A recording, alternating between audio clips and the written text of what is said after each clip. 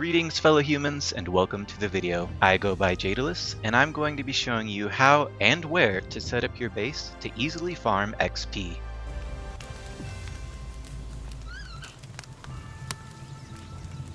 I'm playing the game on normal difficulty without adjusting any of the settings, so let's get into it. The first thing you're going to want to do is respawn at Seabreeze Archipelago Reef and make your way towards the location I marked here on the map. You'll see why we picked this spot once we get there, but for now take a minute or two to scavenge the nearby area for some Pal Spheres. You should easily be able to find multiple by the time we get to our base area. Go ahead and craft a club next to make catching your first Pal easier. Who you catch first is up to you. Ruby is nice because its ranged attack rarely misses, and it also keeps you warm at night if you haven't yet crafted clothing. Keep making your way towards the area we marked for our base, catching whoever you like as you go. Now it's time to throw down our Pal box and start setting things up. You'll notice right away there's a ton of trees, berry bushes, as well as stone and iron deposits all within range of our base. Let's get our shelter up first. For the sake of the video, I made a simple shack. It's ugly, but it serves its purpose. To save time, I'm going to arrange things in an assembly line fashion, but feel free to make yours look prettier and reference what I'm building and when as a guideline. Also remember to pay attention to your Pal's passive skills while placing them. This Ruby, for example, has Dainty Eater, so it won't need to stop and feed as often. Be sure to gather all of the nearby berries to keep your rubies generating XP. Check again at night for any you may have missed, as they're much easier to see in the dark. You should be at least base level 4 by now, so it's time to start putting down our berry plantations, but before that we need some pals to farm it. You have a few options for your grass type. I grabbed Gumas because he was nearby, but Tansy and Leaf Monk are even better if you spot them. Same thing with your water type. I snagged Thwack, but you could also get Panglet or Celery. You should be able to find all these pals, as well as additional rubies, within a short distance from your base. Now that we're able to start farming, we can begin to see the build in motion. Notice that we're generating XP every second as long as at least one ruby is working.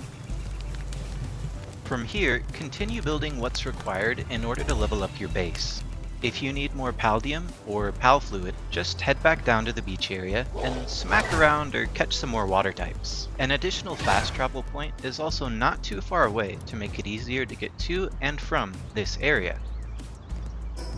At this point we're adding more berry plantations as we go, and an additional campfire for each ruby to cook up those berries.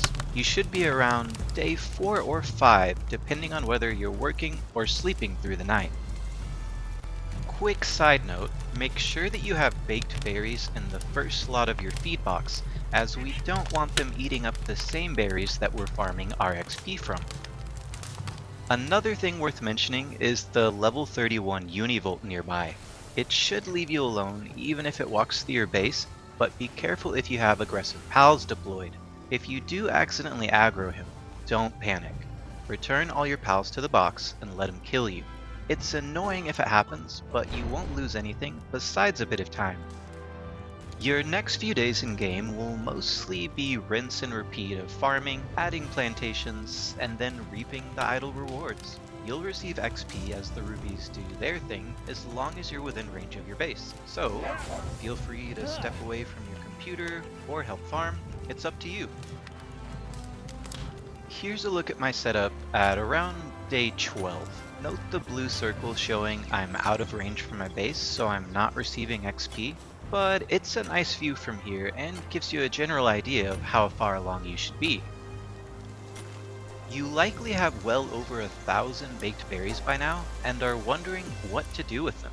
Another reason we picked this spot for our base is there are 2 nearby merchants. Baked berries sell for 10 gold each, so you can see how our berry farm not only rakes in XP, but gold as well. Building up a berry farm is great for generating passive XP, and then turning it into profit. It lets you play as active or as passive as you like, and with 11 rubies in action, I was generating around 200 XP per minute just by watching them cook. That's gonna do it for this video. Hopefully it helps some of you out. Please let me know what you think by commenting below, and if you feel so inclined, give a thumbs up and subscribe. Thanks for watching, and until next we meet, fare thee well.